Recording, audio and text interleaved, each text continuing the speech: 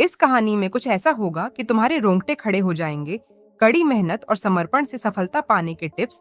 हर किसी के जीवन में एक समय ऐसा आता है जब वह अपनी सफलता के लिए संघर्ष करता है।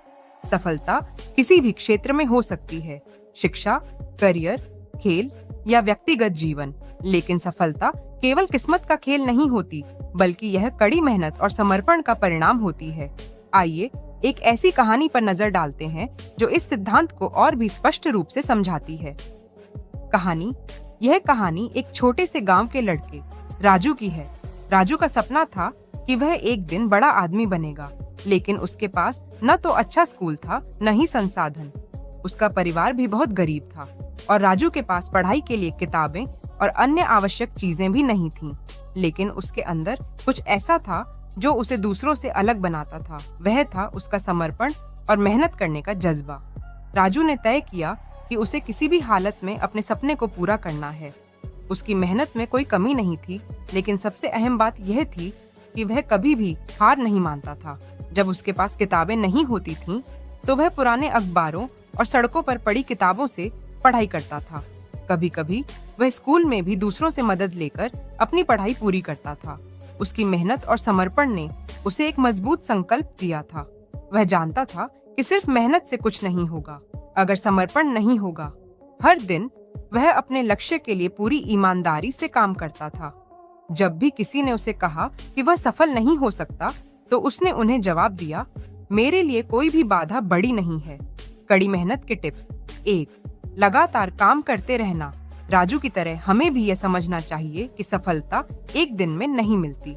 सफलता लगातार किए गए प्रयासों का परिणाम होती है। इसलिए जो काम हम रोज करते हैं, वही हमारी दिशा तय करता है। छोटे छोटे प्रयास दिन प्रतिदिन जोड़ते जाते हैं और अंत में बड़ी सफलता मिलती है। 2, समर्पण और विश्वास। सिर्फ मेहनत से काम नहीं चलता, बल्कि समर्पण और आत्मविश्वास भी जरूरी है। राजू ने कई बार मुश्किलें झेली, लेकिन उसने कभी हार नहीं मानी।